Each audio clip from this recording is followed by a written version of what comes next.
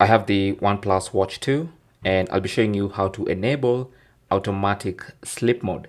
Now with automatic sleep mode, your watch will detect when you've gone to sleep or taken a nap, and it's going to automatically enable sleep mode for you.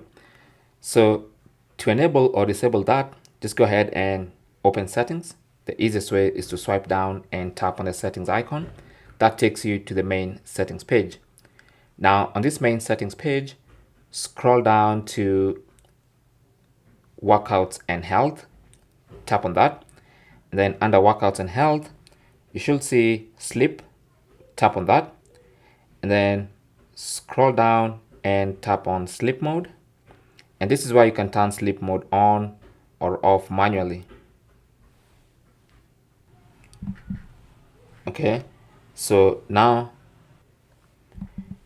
if you scroll down you should see auto sleep mode, and it's currently enabled. That means when I go to sleep and when I take naps, my watch will automatically get into sleep mode. It actually says it right here: enter sleep mode when you fall asleep wearing your watch, and exit mode when you wake up. So the watch is going to do that for you automatically.